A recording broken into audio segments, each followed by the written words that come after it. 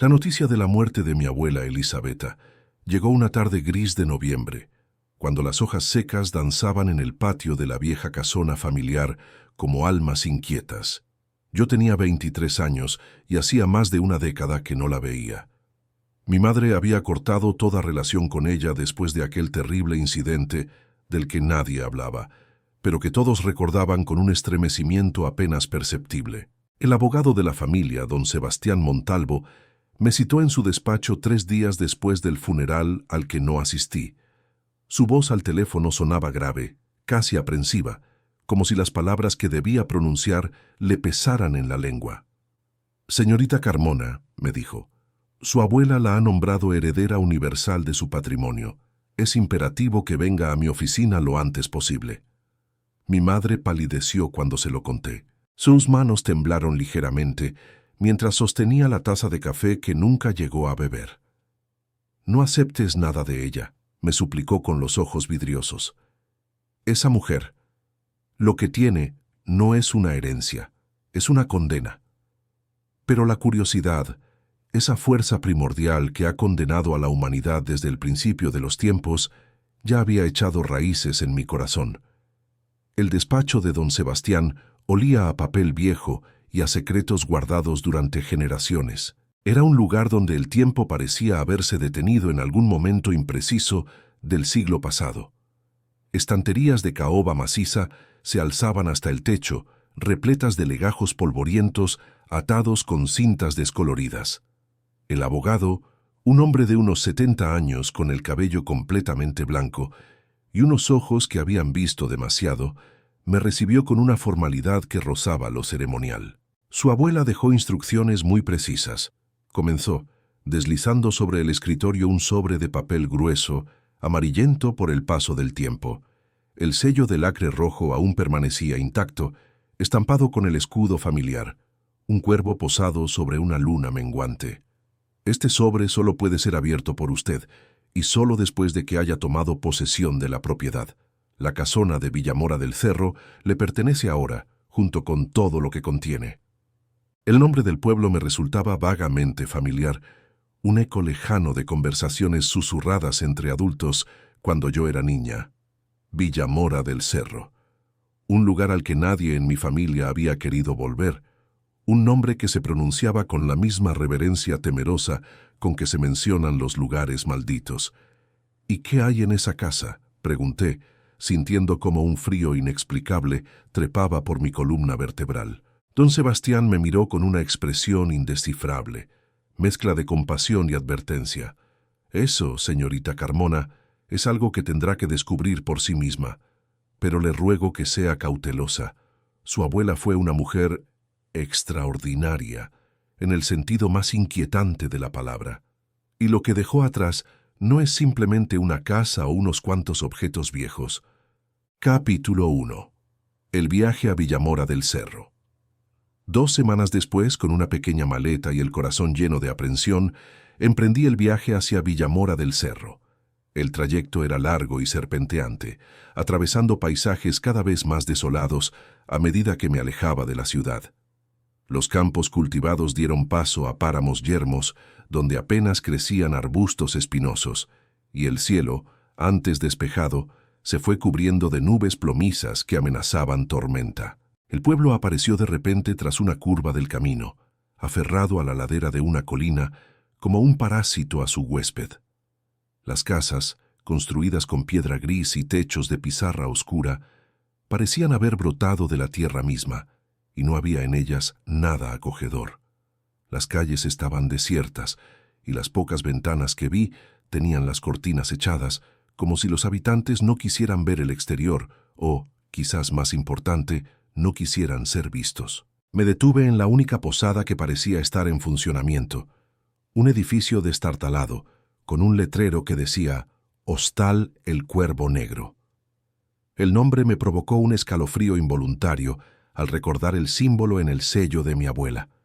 La dueña, una mujer entrada en años con el rostro surcado de arrugas profundas como cicatrices, me miró con una mezcla de sorpresa y algo que se parecía peligrosamente al miedo cuando le dije mi apellido.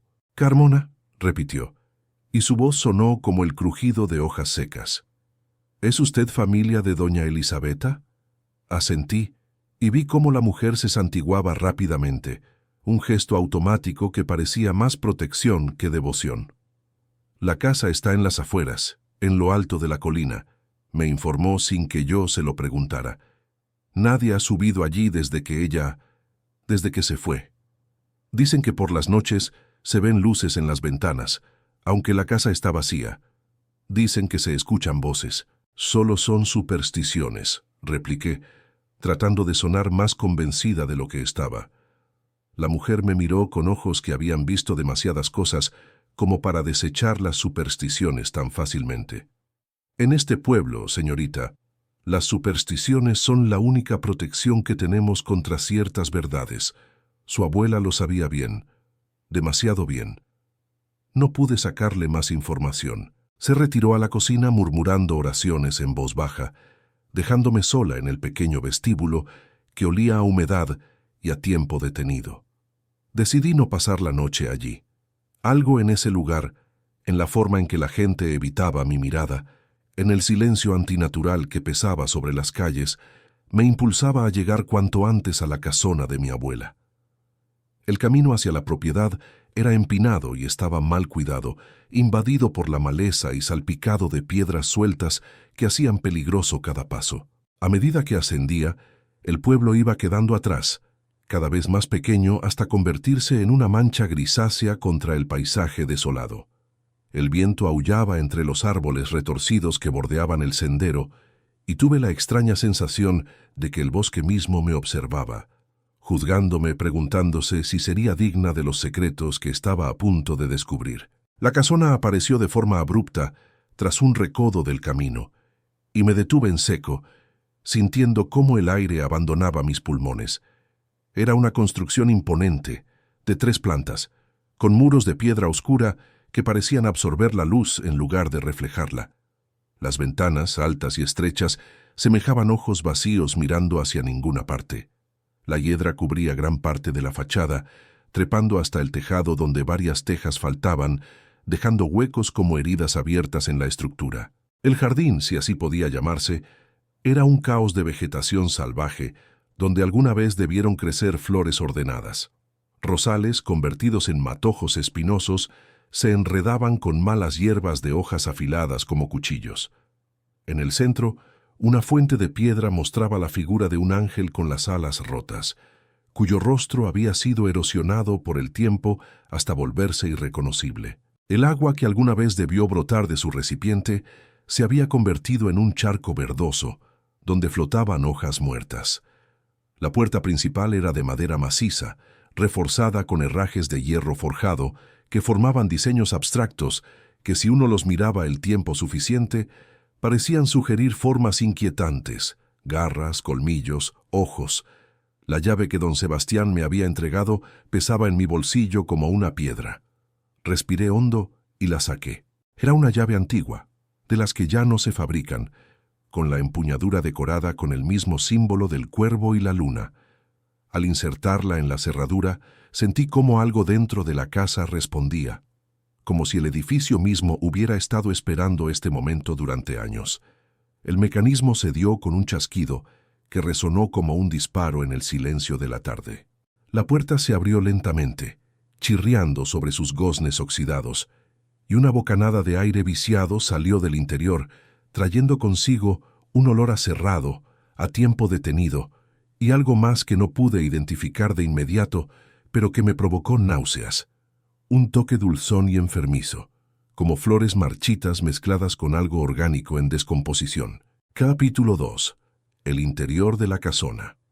El vestíbulo era amplio y oscuro, apenas iluminado por la luz grisácea que se filtraba a través de las ventanas sucias.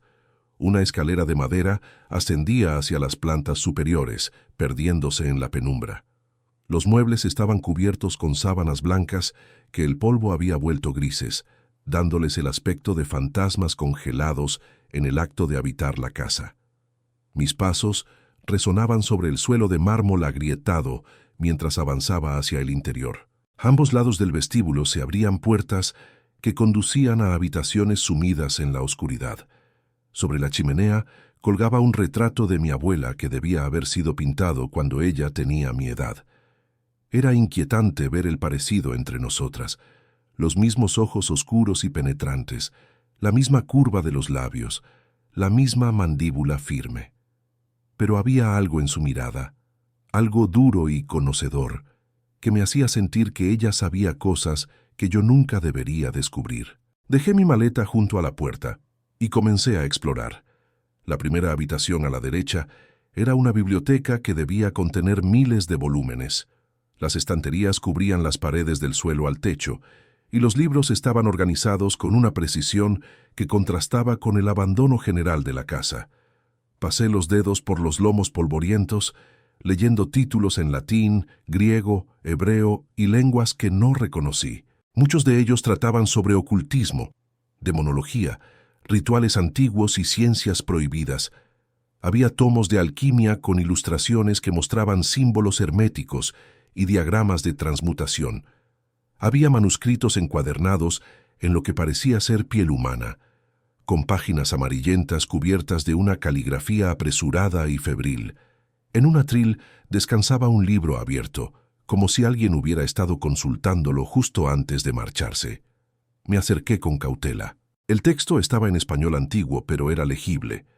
Hablaba de portales entre mundos, de cómo la barrera que separa nuestra realidad de otras dimensiones es más fina en ciertos lugares y en ciertos momentos. Hablaba de sacrificios necesarios para mantener cerradas las puertas y de las consecuencias terribles de dejarlas abrir. Un ruido en el piso superior me sobresaltó, un golpe sordo, seguido de lo que sonó como pasos arrastrándose. Me quedé inmóvil, con el corazón martilleando en mi pecho. «Es solo la casa asentándose», me dije a mí misma, aunque no me lo creí. Las casas viejas hacen ruido, es cierto, pero hay algo distinto en los sonidos que tienen intención, que son una respuesta a la presencia de alguien. Decidí investigar el primer piso antes de aventurarme arriba. La cocina era grande y anticuada, con una enorme estufa de hierro fundido y armarios llenos de vajilla desparejada. Sobre la mesa había una taza de té, todavía con el líquido dentro, ahora convertido en una masa verdosa de moho. Al lado, una nota escrita con la letra temblorosa de mi abuela. «Se acerca. Ya no puedo contenerlo más. Que Dios se apiade de quien venga después de mí». Las palabras me helaron la sangre. ¿Qué era lo que se acercaba? ¿Y por qué mi abuela, que claramente no era una mujer religiosa, a juzgar por su biblioteca, invocaba a Dios en su nota final? El comedor era un espacio lúgubre dominado por una mesa larga de roble oscuro, rodeada de 12 sillas de respaldo alto. Los cubiertos todavía estaban puestos, como si mi abuela hubiera estado esperando invitados que nunca llegaron. O quizás sí llegaron, pensé con un escalofrío. En las paredes colgaban retratos de familia, generaciones de Carmonas mirándome con expresiones severas y ojos que parecían seguirme mientras caminaba por la habitación. Me detuve frente al retrato de un hombre con barba oscura y mirada febril. La placa dorada al pie del marco decía «Don Rodrigo Carmona, 1823-1867». Había algo en sus ojos que me resultaba familiar, algo salvaje y desesperado. Según las fechas, había muerto joven, con apenas 44 años. ¿Cómo había sido su final? ¿Y por qué tenía la certeza de que no había sido natural? Capítulo 3. El segundo piso y los diarios. A medida que la tarde avanzaba y la luz comenzaba a menguar, supe que debía explorar el resto de la casa antes de que cayera completamente la noche. No había electricidad, o al menos no funcionaba, y las velas que encontré en la cocina serían mi única fuente de luz cuando oscureciera. La escalera crujía bajo mis pies de manera alarmante, y más de una vez temí que los peldaños cedieran bajo mi peso. En el rellano del segundo piso, 3 puertas se abrían a habitaciones que aún no había visto. Elegí la de la izquierda al azar. Era el dormitorio de mi abuela, sin duda alguna. La cama de dosel dominaba el espacio, con cortinas de terciopelo rojo que habían perdido su lustre. El tocador estaba cubierto de frascos de perfume vacíos y joyas que habían perdido su brillo. Pero lo que capturó mi atención fue el escritorio junto a la ventana, sobre el cual descansaban varios diarios encuadernados en cuero negro. Con manos temblorosas, tomé el primero. La fecha en la primera página era de hacía 50 años. La letra de mi abuela era firme y decidida.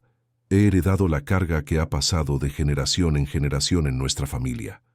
Mi madre me lo contó todo antes de morir, cuando la locura ya se había apoderado de ella.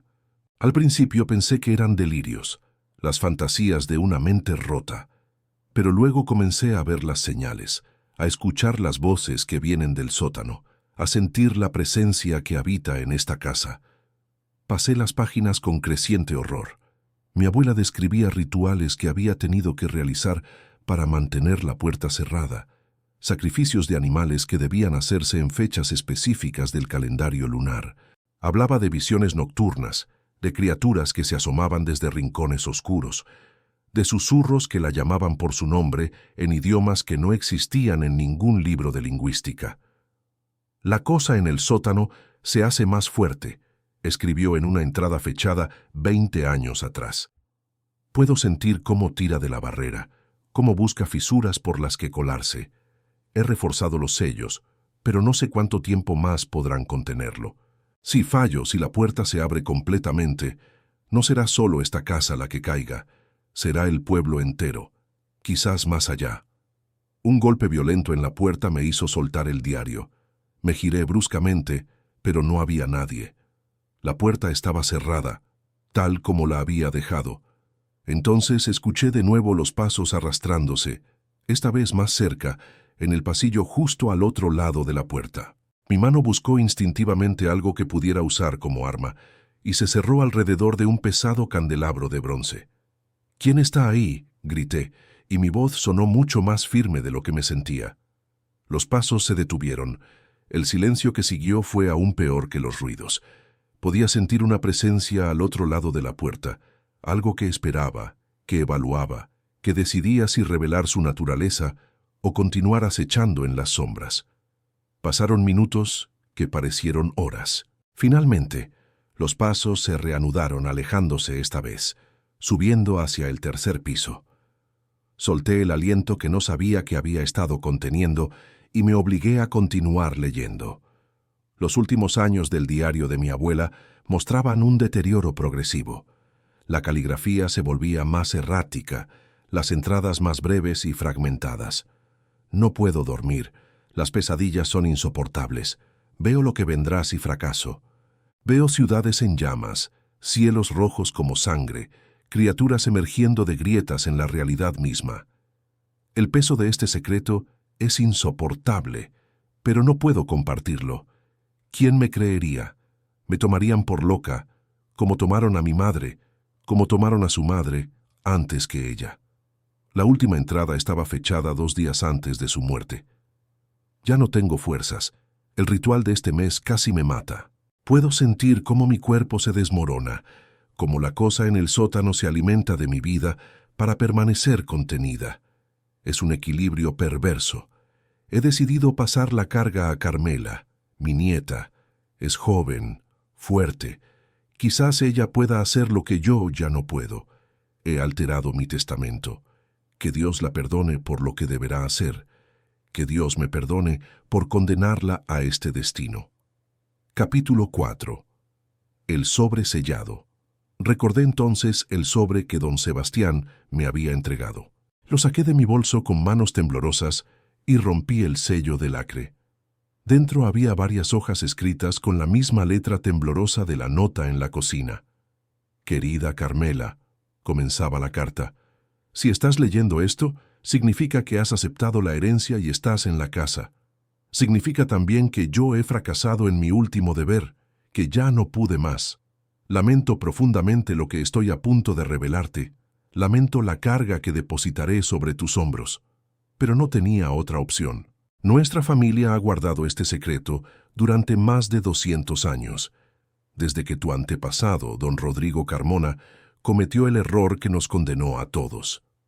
La carta explicaba que don Rodrigo había sido un ocultista obsesionado con trascender los límites de la realidad mortal. En sus estudios prohibidos, Había descubierto un método para abrir un portal a otra dimensión, un lugar que los textos antiguos llamaban el vacío entre mundos. Creía que al acceder a ese lugar podría obtener conocimientos y poderes más allá de la comprensión humana. Lo que don Rodrigo no comprendió, continuaba mi abuela, es que algunas puertas están cerradas por una buena razón.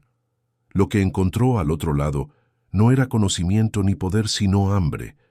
Una hambre antigua y terrible, una entidad que existía antes de que nuestro universo se formara, algo que había sido encerrado en ese espacio vacío para proteger la realidad misma. Don Rodrigo abrió una grieta, y aunque logró cerrarla antes de morir, el daño estaba hecho. La entidad había probado nuestro mundo, había encontrado el camino, y desde entonces, generación tras generación de nuestra familia, ha tenido que mantener cerrada esa puerta. La carta explicaba que el portal estaba en el sótano de la casona, sellado con símbolos y rituales que debían renovarse cada luna nueva. Si los rituales cesaban, los sellos se debilitarían y eventualmente cederían. El ritual no es complicado, escribía mi abuela, pero requiere sacrificio.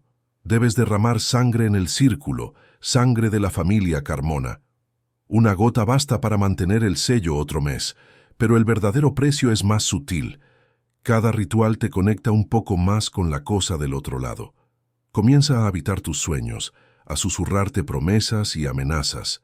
Con los años, la conexión se vuelve tan fuerte que puedes sentir su hambre como si fuera tuya propia. He incluido en esta casa todos los libros y documentos que necesitarás, continuaba la carta. En el escritorio de la biblioteca encontrarás las instrucciones exactas para el ritual. La próxima luna nueva es en 3 días. Debes estar preparada. Si fallas, si dejas que pase una sola luna nueva sin renovar el sello, la puerta comenzará a abrirse. Y Carmela, créeme cuando te digo que preferirías la muerte a lo que vendrá después. La carta terminaba con una postdata que me heló hasta los huesos. No intentes destruir la puerta. Otros antes que tú lo intentaron. Lo que sucedió fue insoportable. La puerta debe permanecer cerrada, pero debe permanecer. Es nuestra cruz, nuestra maldición, nuestro deber. Capítulo 5. Descenso al sótano. Sabía que debía ver el sótano, enfrentar la realidad de lo que mi abuela describía. Parte de mí todavía esperaba que fuera todo una elaborada mentira, el delirio de una mente senil. Pero otra parte, la parte que había sentido la presencia en el pasillo, que había visto los ojos de don Rodrigo en el retrato, sabía que era verdad. La puerta del sótano estaba en la cocina, casi oculta detrás de una despensa. Era de metal reforzado, completamente incongruente con el resto de la casa. Tenía 5 cerraduras diferentes y las llaves colgaban de un gancho junto al marco. Mis manos temblaban mientras las tomaba. Antes de abrir, me detuve. ¿Realmente quería hacer esto? Podía irme ahora mismo, dejar la casa, volver a mi vida normal. Podía fingir que nada de esto había sucedido. Pero sabía que no era cierto. Si lo que mi abuela decía era verdad, si yo abandonaba mi deber, las consecuencias serían catastróficas. Y aunque parte de mí se rebelaba contra esta responsabilidad que no había pedido, otra parte sentía el peso de generaciones de Carmonas, todos ellos que habían sacrificado sus vidas para mantener cerrada la puerta. Abrí las 5 cerraduras, una por una. El último pestillo se dio con un clic que pareció resonar en toda la casa. La puerta se abrió hacia adentro, revelando una escalera de piedra que descendía hacia la oscuridad absoluta. El aire que salió era gélido y cargado de un olor penetrante, como ozono mezclado con algo putrefacto. Encendí una de las velas que había traído y comencé el descenso. Los escalones eran irregulares y estaban húmedos, cubiertos de un musgo verdoso que los hacía resbaladizos. Las paredes rezumaban humedad, y en algunos lugares podía ver lo que parecían símbolos grabados en la piedra, caracteres de un alfabeto que no era humano. El sótano era más grande de lo que había imaginado. Era una caverna natural que debía extenderse debajo de toda la casa y más allá. Las paredes de roca brillaban con una fosforescencia débil, dándole al lugar un aspecto de otro mundo. Pero lo que captó mi atención fue el círculo en el centro de la caverna. Era un círculo perfecto de unos 3 metros de diámetro, trazado en el suelo de piedra, con un material que brillaba con un tono rojizo. Dentro del círculo había símbolos complejos, geometrías imposibles que dolían a la vista si las mirabas directamente, y en el centro exacto del círculo había una grieta en el suelo, una fisura irregular de la que emanaba una luz pulsante que cambiaba de color constantemente. Azul, verde, violeta, colores que no tenían nombre. Me acerqué lentamente, sintiendo cómo el aire se volvía más denso con cada paso. Era como caminar bajo el agua, como si la realidad misma fuera más espesa aquí. Cuando estuve a 1 metro del círculo, escuché la voz. No era exactamente una voz, no en el sentido convencional. Era más como un pensamiento que no era mío, una presencia que se introducía directamente en mi mente. Y lo que decía me hizo caer de rodillas. «Carmela», susurraba, y mi nombre sonaba diferente en esa voz, como si fuera pronunciado en reversa y hacia adelante al mismo tiempo. «Carmela Carmona, la última de la línea.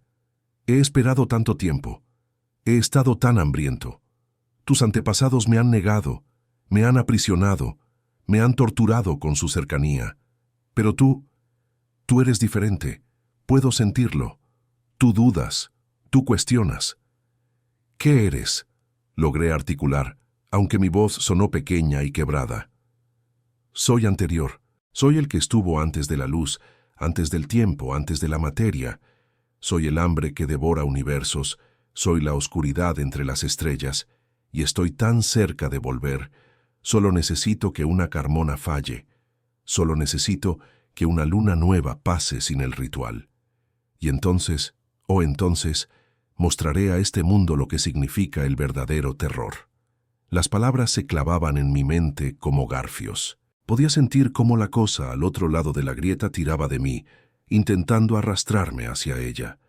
La luz de la fisura pulsaba más rápido, y vi cosas moviéndose en esa luz, formas que la geometría humana no podía describir, conceptos que enloquecían solo con vislumbrarlos. Con un esfuerzo supremo de voluntad, me puse de pie y retrocedí. La risa de la entidad me siguió mientras corría escaleras arriba, una risa que no era sonido, sino pura malevolencia vertida directamente en mi alma. Capítulo 6. La decisión. Esa noche no dormí.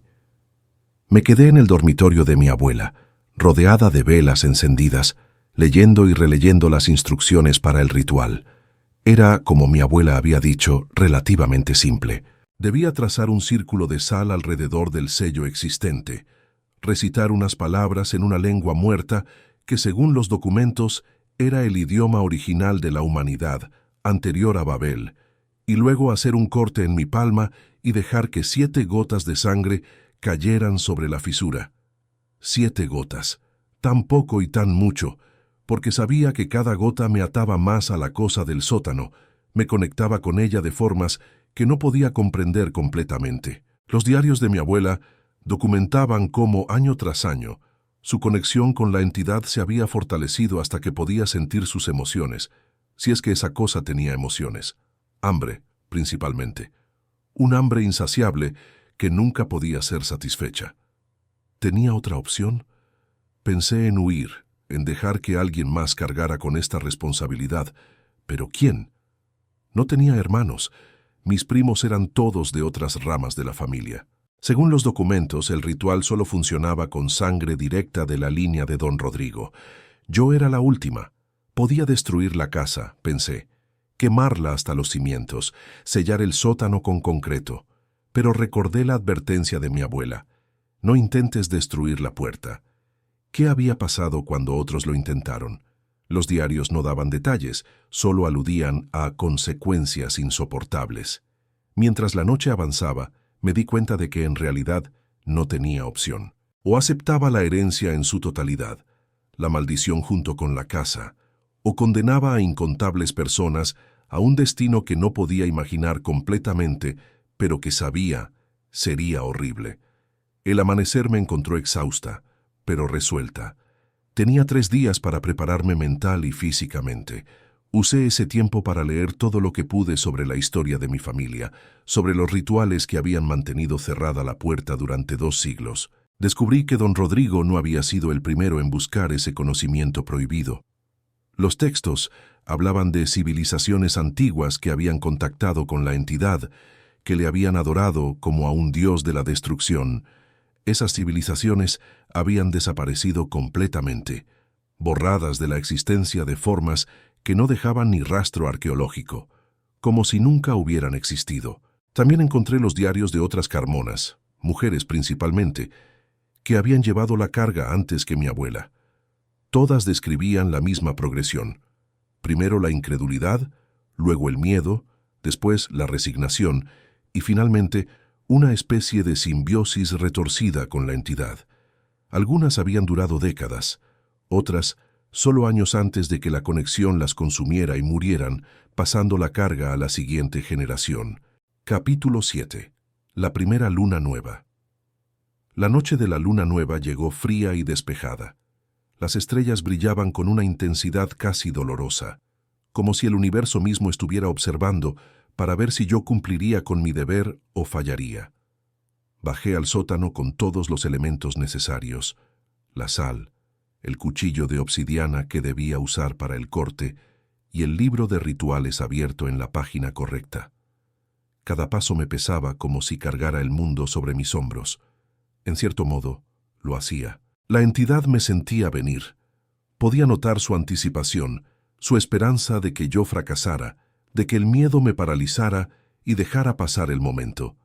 La grieta pulsaba con más intensidad que la última vez que la había visto, y la luz que emanaba de ella tenía ahora un tono rojizo, como sangre iluminada desde dentro.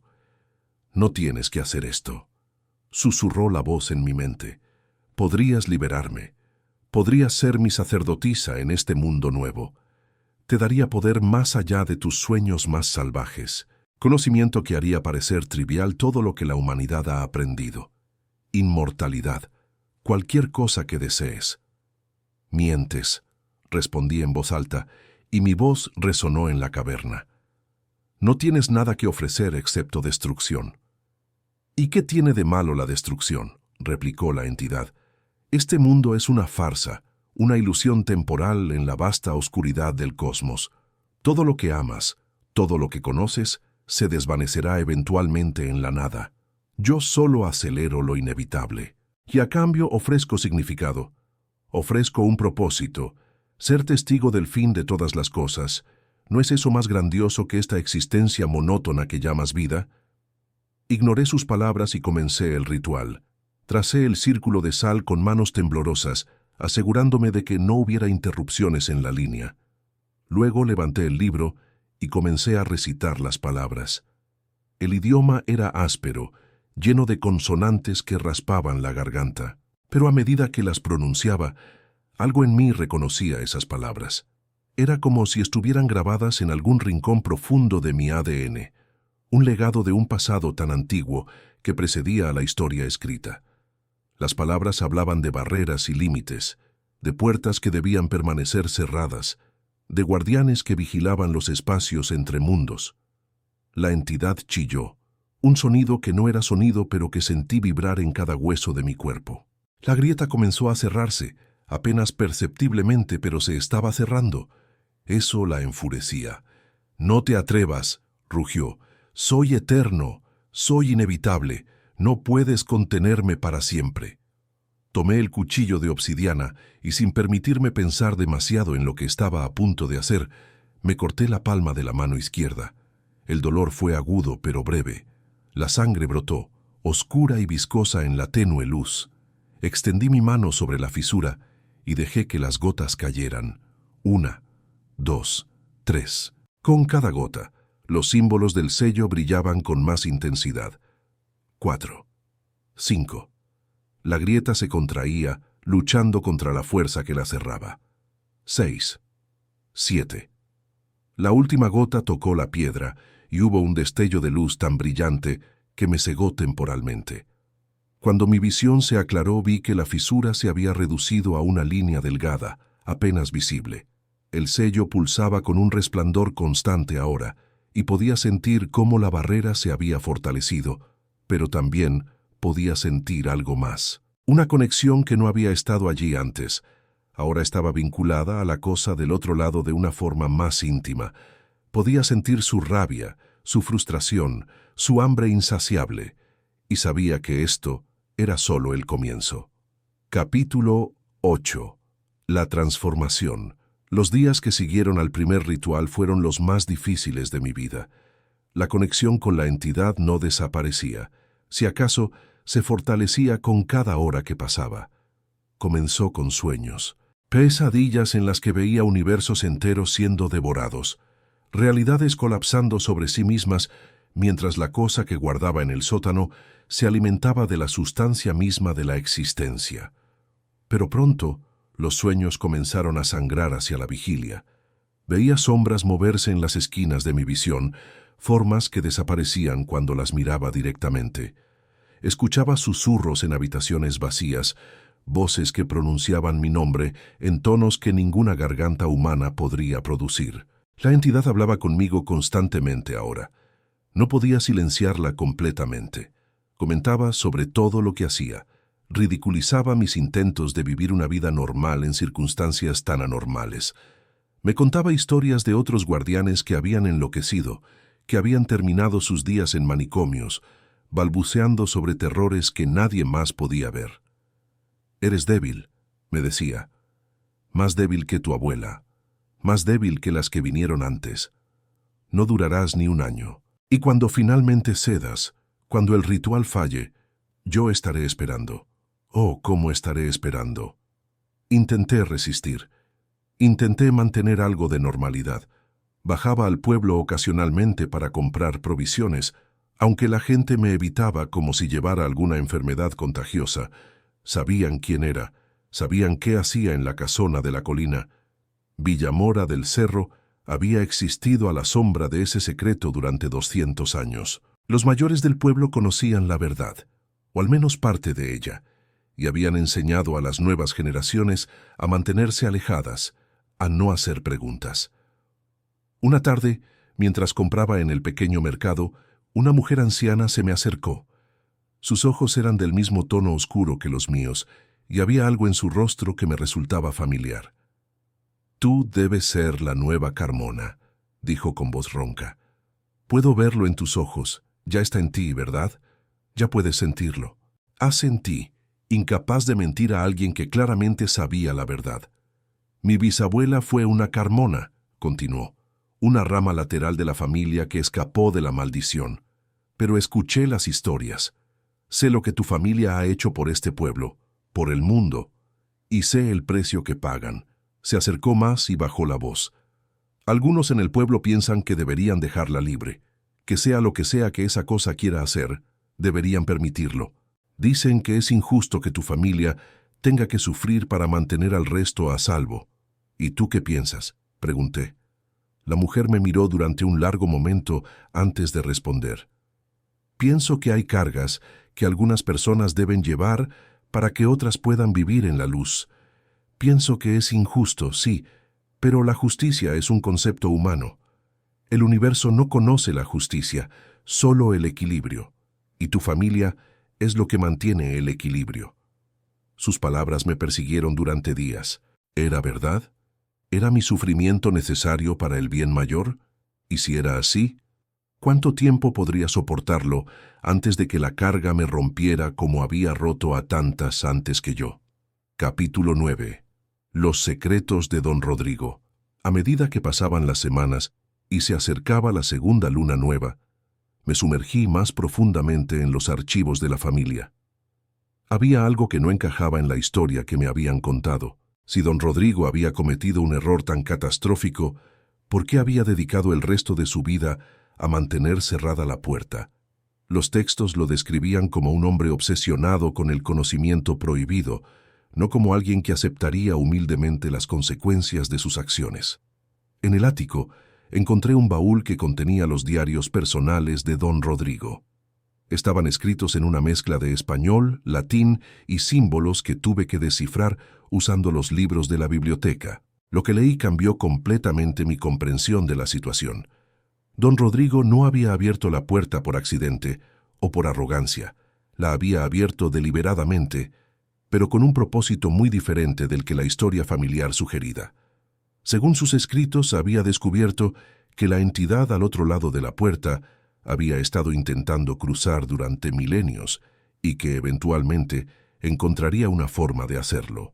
Los sellos antiguos que la contenían se estaban debilitando, erosionados por el paso del tiempo y el olvido de las civilizaciones que los habían creado.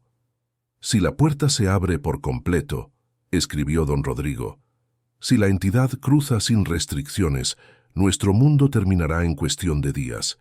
He visto las profecías, he leído los textos prohibidos, sé lo que vendrá.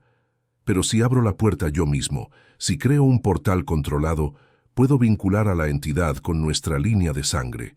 Puedo hacer que dependa de nosotros para mantener incluso esa pequeña conexión con nuestro mundo. Y una entidad dependiente es una entidad que puede ser controlada. Era un plan audaz y desesperado. Don Rodrigo había sacrificado su propia cordura y la paz de sus descendientes para crear una situación en la que la entidad necesitara a los Carmona, tanto como los Carmona necesitaban mantenerla contenida. Era un equilibrio precario, pero había funcionado durante 200 años. «El precio es alto», continuaba el diario. «Mis descendientes me maldecirán, pero prefiero que me maldigan eternamente a dejar que el mundo sea devorado. Esta es mi expiación, mi sacrificio. Que Dios juzgue si hice lo correcto». Cerré el diario con manos temblorosas. Don Rodrigo no había sido el villano egoísta que la historia familiar pintaba. Había sido un héroe trágico, alguien que había tomado sobre sí una carga imposible para salvar a la humanidad de un destino peor que la muerte. Y ahora yo era parte de ese legado. Capítulo 10. La segunda luna nueva y la tentación. El segundo ritual fue más fácil en algunos aspectos y más difícil en otros. Sabía qué esperar físicamente: el corte, la sangre, las palabras en el idioma antiguo. Pero emocionalmente era devastador. Cada vez que realizaba el ritual, la conexión con la entidad se fortalecía. Ahora podía sentir su presencia constantemente, un peso en la parte posterior de mi mente que nunca desaparecía. «Estás aprendiendo», me dijo mientras realizaba el ritual. «Estás empezando a comprenderlo. El poder que fluye a través de la puerta. El conocimiento que podría ser tuyo si solo lo permitieras. Soy más que destrucción, Carmela. Soy también creación. Soy el caos primordial del que surgen todas las cosas. ¿No quieres saber qué se siente ser parte de eso?» Por primera vez dudé. La entidad tenía razón en algo. Había poder en la conexión.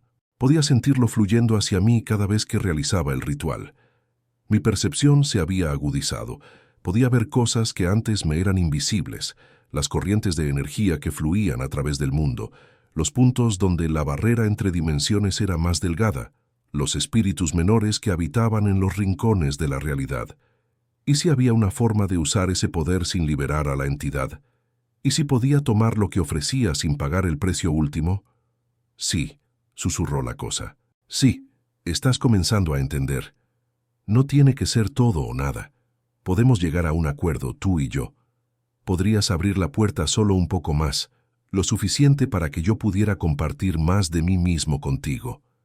No lo suficiente para que pudiera cruzar completamente, pero lo suficiente para que ambos nos beneficiáramos». Era una tentación seductora, y supe en ese momento por qué tantas guardianas antes que yo habían fracasado eventualmente. No era solo el cansancio o el miedo, era la promesa de poder, de conocimiento, de significado más allá de la existencia mortal ordinaria. Pero recordé las palabras de mi abuela: «No intentes destruir la puerta», y comprendí que eso incluía no intentar cambiar el equilibrio que don Rodrigo había establecido tan cuidadosamente. Cualquier alteración en cualquier dirección podría tener consecuencias catastróficas. «No», dije en voz alta, y la firmeza de mi propia voz me sorprendió. «No negociaré contigo. No buscaré atajos. Haré lo que mi familia ha hecho durante 200 años. Mantendré la puerta cerrada, nada más y nada menos. La rabia de la entidad fue como una tormenta que estallara dentro de mi cabeza. Caí de rodillas, agarrándome la cabeza mientras olas de furia alienígena me atravesaban. Pero resistí, y cuando pasó me sentí más fuerte. Había enfrentado la tentación y había prevalecido. Capítulo 11. Los aliados inesperados. No estaba completamente sola en mi tarea, descubrí. Unas semanas después del segundo ritual, encontré una nota deslizada bajo la puerta principal. Estaba escrita en el mismo papel amarillento que usaban los documentos antiguos de la casa, pero la tinta era fresca. No estás sola, decía. Hay otros que conocen el secreto, que han ayudado a tu familia durante generaciones. Si necesitas ayuda, enciende una vela en la ventana del ático 3 noches seguidas. Vendremos. No firmaba, pero la caligrafía era educada y cuidadosa. Durante días luché con la decisión de si debía responder o no. La soledad era aplastante, sí, pero también había algo perversamente seguro en ella. Si nadie más estaba involucrado, nadie más podría ser lastimado por mis fracasos. Finalmente, la necesidad de conexión humana superó mi cautela. Encendí la vela en la ventana del ático durante 3 noches consecutivas. La cuarta noche, escuché un golpe en la puerta. Abrí para encontrar a 3 personas paradas en el umbral. La anciana del mercado que había hablado conmigo, un hombre de mediana edad con el aspecto serio de un académico, y una mujer joven, apenas mayor que yo, con ojos que habían visto demasiado para su edad. «Gracias por confiar en nosotros», dijo la anciana mientras entraban.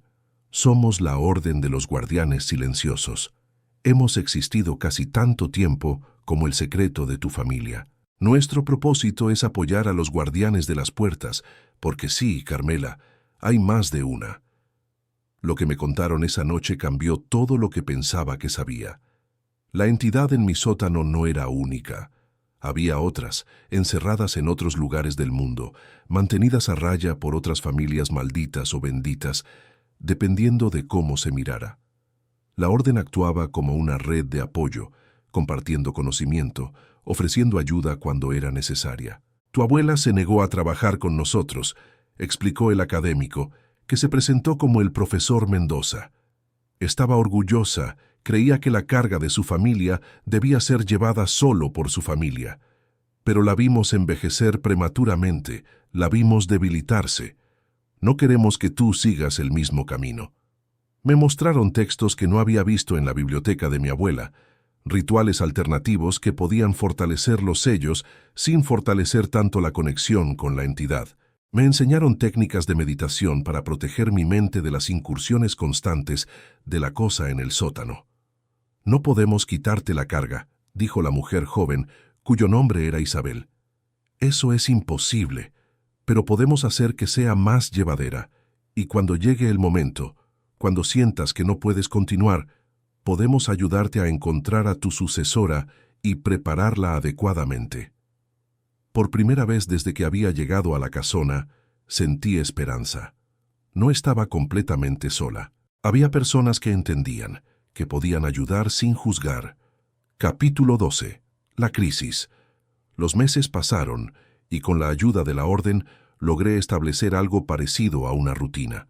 Los rituales de luna nueva se volvieron más manejables. Las técnicas de meditación que Isabel me enseñó me permitían bloquear parcialmente la voz de la entidad, dándome respiro de su presencia constante.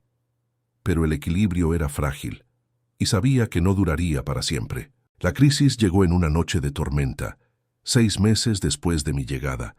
Un rayo cayó en algún lugar cercano a la casa, y la descarga de energía hizo algo al sello.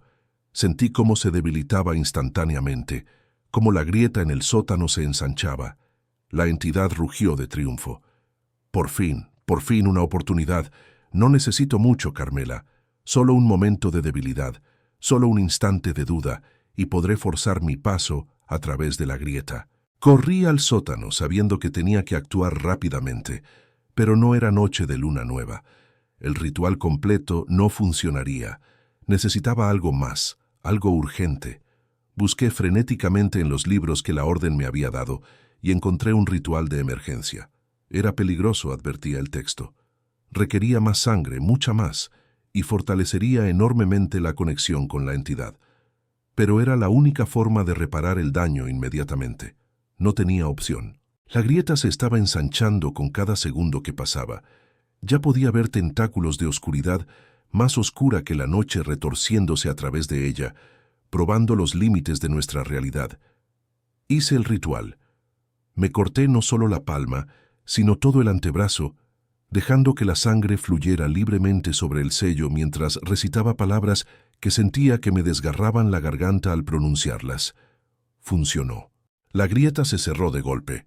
Los tentáculos se retrajeron con un chillido de frustración y dolor. Pero el precio fue alto. Caí al suelo, mareada por la pérdida de sangre y por algo más. La entidad estaba ahora dentro de mí de una forma más profunda que nunca. Podía sentir sus pensamientos como si fueran míos. Su hambre era mi hambre. Su odio hacia esta prisión era mi propio sentimiento de estar atrapada. Por un momento terrible, no pude distinguir dónde terminaba yo y dónde comenzaba la cosa. Isabel me encontró horas después, todavía en el suelo del sótano, balbuceando en el idioma antiguo. Me llevó arriba, vendó mis heridas, me obligó a beber agua y a comer, aunque todo me sabía a cenizas. «Casi te perdemos», me dijo con lágrimas en los ojos. «Casi cruzas el punto de no retorno». Pero no lo había hecho. Había vuelto. Y aunque la conexión era ahora más fuerte, más invasiva, seguía siendo yo misma. Seguía siendo Carmela Carmona, guardiana de la puerta, última de la línea. Epílogo. La aceptación. Han pasado 3 años desde aquella noche. El ritual de luna nueva se ha vuelto casi mecánico, una parte de mi vida tan rutinaria como comer o dormir. La conexión con la entidad es profunda ahora, casi simbiótica. A veces no sé si los pensamientos que tengo son míos o suyos, pero he aprendido a vivir con esa ambigüedad. La orden me visita regularmente. Isabel se ha convertido en algo parecido a una amiga, aunque la naturaleza de mi existencia hace difíciles las amistades normales. El profesor Mendoza me ha enseñado tanto sobre la historia oculta del mundo que a veces siento que podría escribir libros enteros sobre los secretos que la humanidad no conoce. He comenzado a escribir mis propios diarios, documentando mi experiencia para quien venga después de mí, porque sé que eventualmente vendré alguien, tal vez una hija, si alguna vez encuentro el valor de tener hijos sabiendo la carga que podrían heredar, o tal vez una sobrina o alguna prima lejana. La sangre de los Carmona es fuerte, y mientras haya alguien con esa sangre, la puerta puede mantenerse cerrada. La entidad ya no intenta tentarme o amenazarme tan frecuentemente. Creo que ha aceptado a su manera que esta es nuestra realidad compartida. Estamos atados el uno al otro, guardia y prisionero, humano y abominación, en un equilibrio que debe mantenerse o todo se desmoronará. A veces bajo al sótano solo para contemplar la grieta. Me siento frente a ella y escucho las historias que la entidad cuenta, historias de universos que devoró hace eones, de civilizaciones que ascendieron y cayeron en dimensiones que mi mente apenas puede conceptualizar. Hay una belleza terrible en esas historias, una grandeza que hace que la existencia humana parezca pequeña e insignificante. Pero luego salgo al jardín que he comenzado a cuidar, y veo cómo las rosas que planté están floreciendo a pesar de todo. Bajo al pueblo y veo a los niños jugando en las calles, ajenos al horror que se mantiene a raya en la colina, y comprendo que lo pequeño e insignificante es también lo más precioso. Esta es mi herencia. No la casa, ni los libros, ni siquiera el conocimiento prohibido. Mi herencia es el deber, el sacrificio, la elección diaria de cargar con esta carga para que otros no tengan que hacerlo. Es una herencia maldita, sí, pero también es, a su manera extraña, una herencia de amor. Porque cada ritual que realizo, cada momento que resisto la tentación de simplemente rendirme, es un acto de amor hacia un mundo que nunca sabrá lo que hice por él. Y quizás eso es suficiente. Quizás eso tiene que ser suficiente. Porque esta noche es luna nueva otra vez, y el ritual me espera en el sótano. La cosa detrás de la puerta ya está agitándose, sintiendo la debilidad cíclica del sello. Y yo, Carmela Carmona, última guardiana de la línea, bajaré una vez más a las profundidades, cortaré mi palma una vez más y mantendré cerrada la puerta una vez más. Porque eso es lo que somos, eso es lo que siempre hemos sido. Guardianes de umbrales, defensores de la realidad, malditos y benditos a la vez. Y mientras haya un Carmona con sangre en las venas y voluntad en el corazón, la puerta permanecerá cerrada. No importa el costo.